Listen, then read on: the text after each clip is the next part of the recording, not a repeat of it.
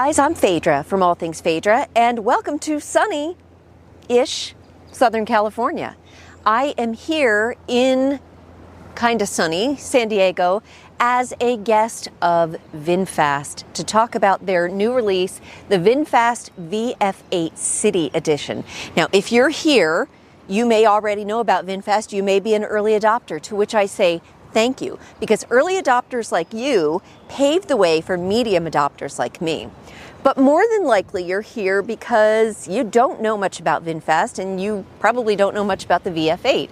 I'm here to tell you about both. What you're going to find today on the video is a little bit about Vinfast as a company, a lot about the Vinfast VF8. I'll show you the exterior, the interior, then we're going to get behind the wheel, and then I'm going to share my final thoughts on all of this, including the price and where you can buy it. Let's start with Vinfast as a company. You may be like, I've never heard of Vinfast, so why would I buy a car if I don't even know who they are? How long have they been around? So on, so on. Okay, I had all those thoughts when I was first introduced to Vinfast in 2022 at the New York Auto Show. I was focusing, I actually did a whole video on some of the new and emerging EVs at that show, and Vinfast was one of them. And I had no idea who they were. So they are a Vietnamese EV company, to which you might be saying, yeah, the Vietnamese are really known for their automaking skills.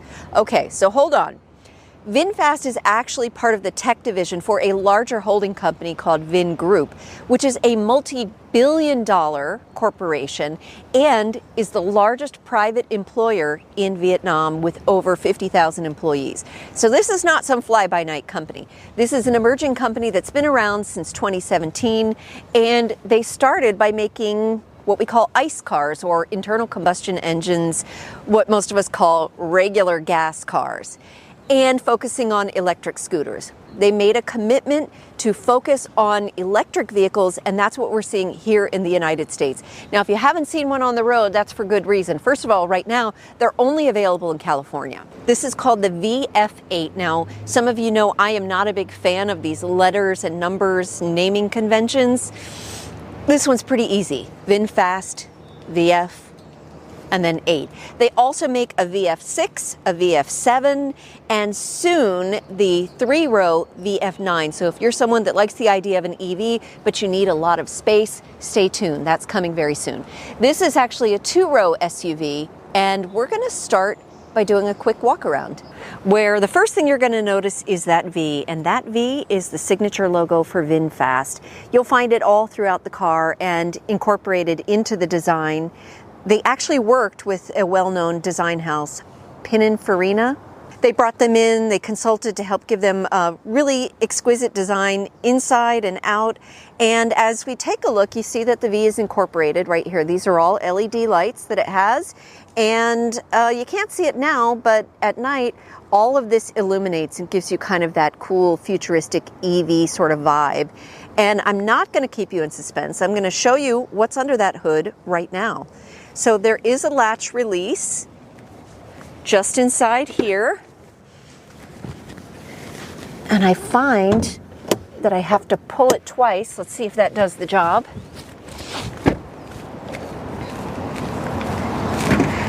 And there we go. So this is what the frunk looks like. And I actually think this is a really good amount of space. They have nice little compartments, and I like that they have some nice little carpeted padding down here that you could use for, I don't know, your groceries, your leftovers. It does not get hot under here. So, and the good thing is that you could use this to keep things out of sight. So, you know, because you've got an open cargo space in the back, you might want to keep some things protected and hidden. It does give you access to some areas that you might need for maintenance, but electric vehicles don't really require a lot of maintenance. So let's keep on walking. Now, in case I didn't mention it, or even if I did, just let me repeat myself. This is the VF8 City Edition, and it is the Plus trim level. So there are 2 trims available, Eco and Plus. And the Plus gives you a few upgrades, bigger wheels, nicer interior, and I think a little bit more range. These are 20-inch wheels, 19 if you get the Eco. And it comes in a lot of cool colors. This gray, honestly, is not the coolest color. I don't have any problem with it. I'm a neutral kind of girl. It doesn't pop like some of the others, but it has a really nice interior, which is what I wanted to show you. Now, when we're here in the back, same thing. We've got that V incorporated, and you will get some nice accents, some illumination. And oh, look at these lights. What do those remind you of? If you said Ford Mach-E, you would be right. That's what it reminds me of. So this car kind of looks like if Hyundai Tucson and a Ford Mach-E had a baby. This is what they would have, the Vinfast right here.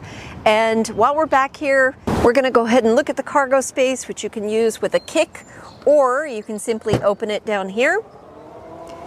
And now you see you have a nice amount of cargo space in the back here. This gives you a good size frunk and a good size cargo space. Now, you want to know what's under there, don't you? Yeah, I'm going to show you. Don't worry.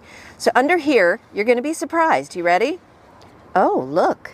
Looks like there should be a donut. It does. So a donut is an option. They have space for it if you want one, but you don't have to get one. They do give you a patch of flat kit if you need it. But otherwise, it's a pretty bare bones cargo space. We got a little bit of a light back here and a 12-volt battery port. And then obviously they have some spaces for cargo covers and so on. Now, you probably want to see those seats laying flat. And so do I. But I haven't quite figured out how to lay them flat yet. So we're going to learn how to do that together. And we are going to close this up. And we're going to go in the front seat first. I think it's time to take a look at the interior.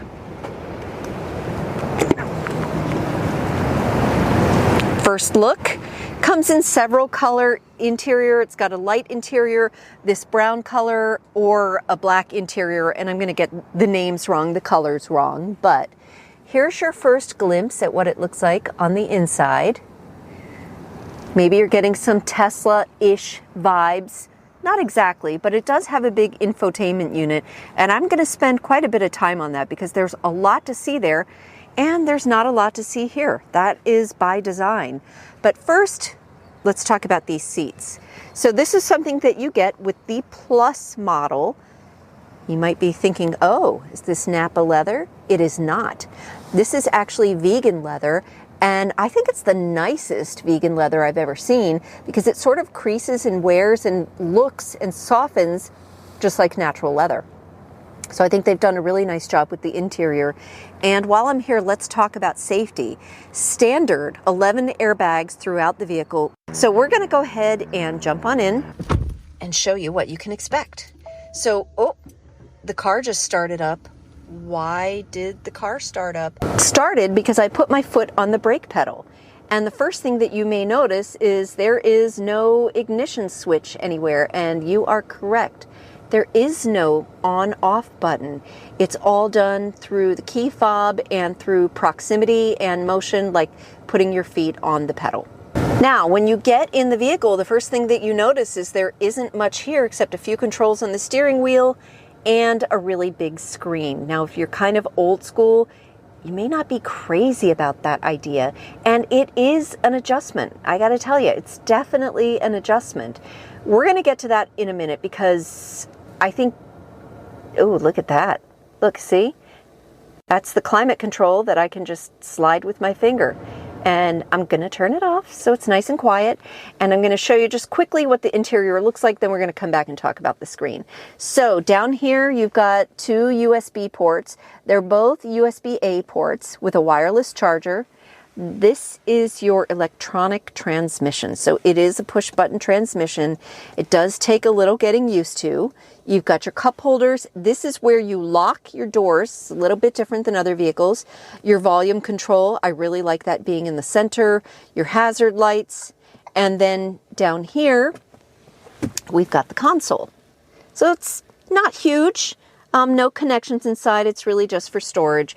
Now, one thing it doesn't have that I have seen on other electric vehicles is a lot of times when you have the electronic transmission, that frees up space under here and you have a pass-through. So we don't have any pass-through down here, but I didn't ever feel like I was crowded. It's very spacious here. We've got a glove box over here, and then really just a nicely appointed interior.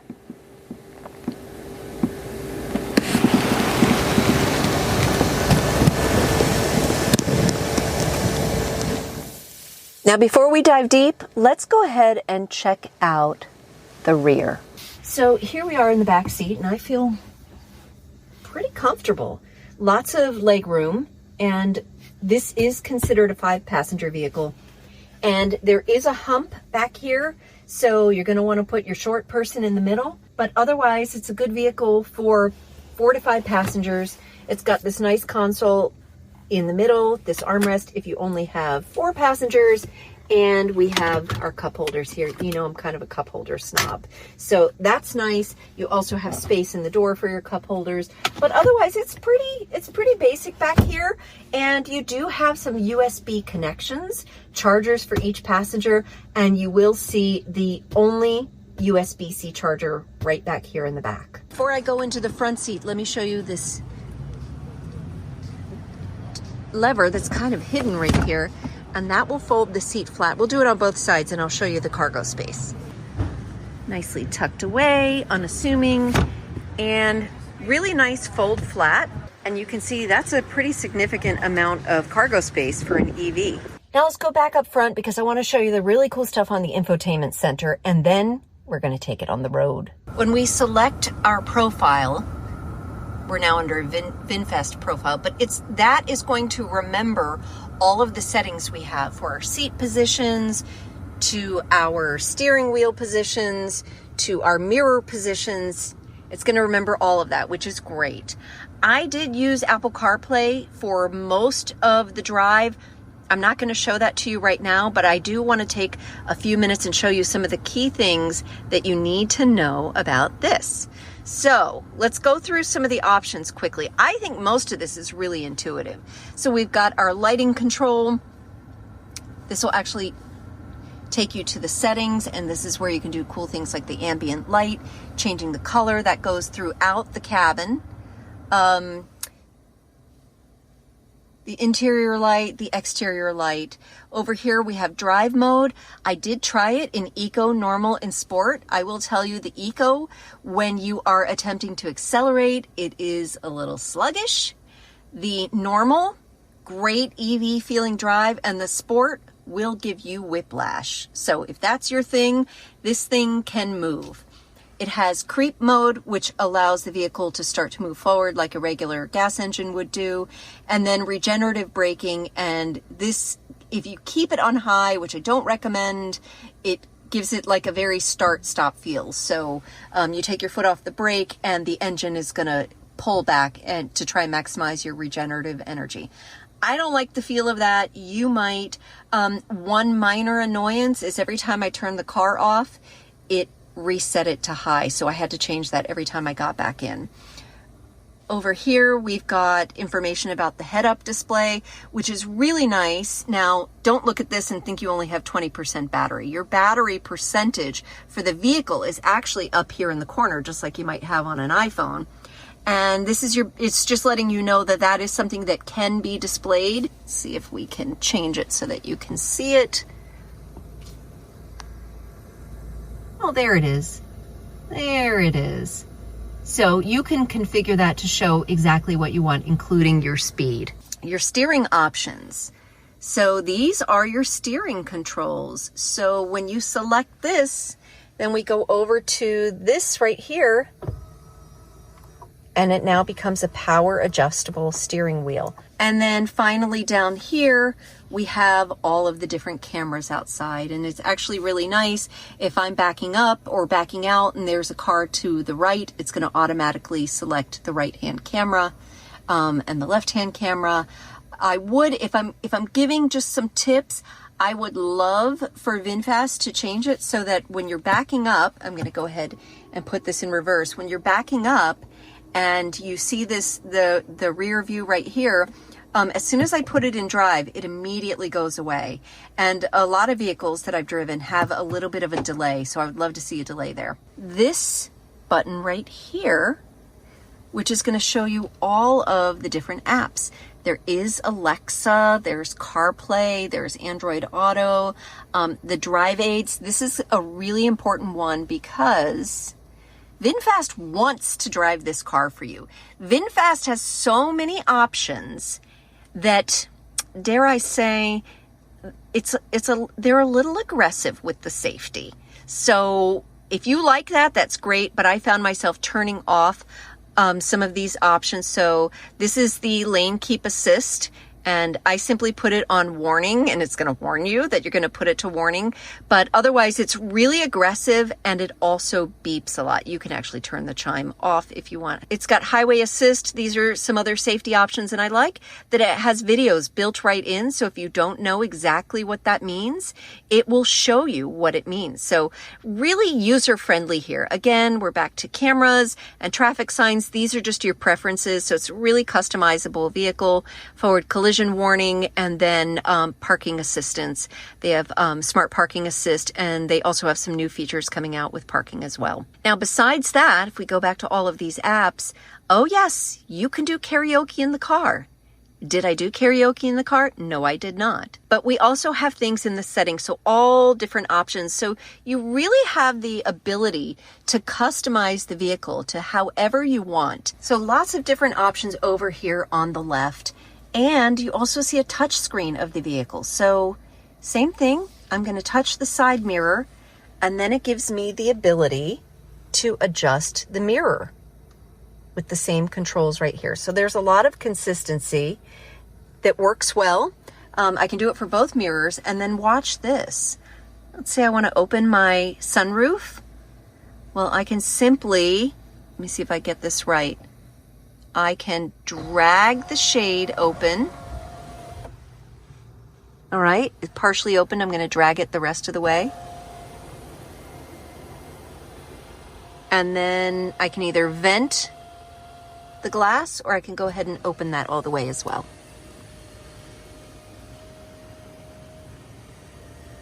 Now the car does have an option so that when you turn it off, it will automatically close all the windows and close the sunroof, which is great. But if you forget to do that, there is a voice assistant. So there is a default Vinfast voice assistant, or you can incorporate Alexa into your vehicle if that's something that you're already using. Let me show you how that works. Hey Vinfast, close the sunroof.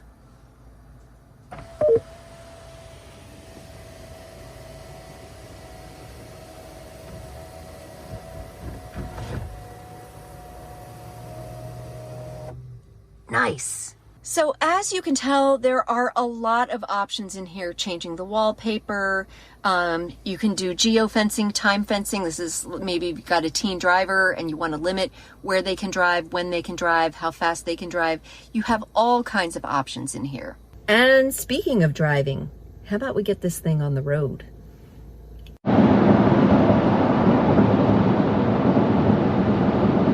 First impressions while driving. Comfortable, intuitive, fast, really like it doesn't require a lot of thought. However, it's got a lot of little quirks. The quirks aren't bad quirks. The quirks are things that the car allows you to customize and configure. So if you get in and just start driving, you're going to figure it out the wrong way. You're going to figure out, ooh, this braking feels weird, or the acceleration feels weird, or it's beeping a lot. And those are, while for me they're annoyances, I know that they are all controllable annoyances. So as soon as I get to my first stop, and I'm gonna customize and configure this for my taste. I wanted to share my thoughts while I am behind the wheel. Things that I like about driving in the Vinfast VF8. First of all, it's very capable. There's nothing about it that makes me feel like, I don't know, this doesn't really have the get up and go. It's fast. In fact, the VF8 Plus, which I'm driving now, the higher trim level, can go 0 to 62. I'm assuming something got lost in the kilometer to mile translation. 0 to 62 in 5.5 seconds. So it's got all the horsepower and torque that you would expect from an electric vehicle. I took it out on the highway. I'm now on some back roads, some curvy roads. I've had absolutely zero issue or concern with acceleration, with hesitancy, with anything like that. So really capable. Now, from a drive perspective, it is an SUV, and it drives like an SUV. So it feels a little stiff, when you drive it. That's not a bad thing. I don't mean the steering is stiff. I mean, you feel very upright. It feels very boxy when you're driving, and I don't really mind that. It actually handles the curves really well. I think it's more like kind of a stiff suspension, so that's something to keep in mind. So there you have it. That's been my experience for just a couple hours on a overcast Friday morning in San Diego. It was an easy driving car, very intuitive controls. Couple things that could use a little bit of work, but I'm not concerned about it because there's so much that can be done over the air. So as there are updates to issues that you might have with the car, they can send updates remotely, or they'll actually send mobile service technicians to you, to your car. And with a 10-year, 125,000 mile warranty, including the battery, I would have no qualms about giving this car a try. Now, how much are you going to have to sink to give this a try? That's what I got my cheat sheet for. This is a new car, new pricing, so I wanted to make sure I get it right. Now, remember I said this is the VF8 City Edition. So only a limited number of these, smaller battery, limited range, and it comes in two trim levels, the Eco and the Plus. This is the Plus that I'm driving. The Eco has a base price of $49,000. The Plus has a base price of $56,000. Now, if you're not doing the City Edition and you're looking at the Standard Edition, well, good news is the price is the same. So it's an investment, but you're going to find that with most EVs out there, that it's going to cost a little bit more, but over time, your savings are going to come from no gasoline. And by the way, the gas prices in California almost made me choke. You're going to have less maintenance, and I don't know, maybe you're going to save the environment. So I'd love to know what you think about VinFast, if this is something that you would be considering, that you would be interested in. If you'd like to see more about VinFast or other large EVs like this, let me know, because I really want to get behind the wheel of that VF9 when it comes out. Thanks for joining me. I do have a lot of cheat sheets, so if you have any questions that I didn't answer, hit me up or check out my blog, and I will see you next time. Thanks, guys.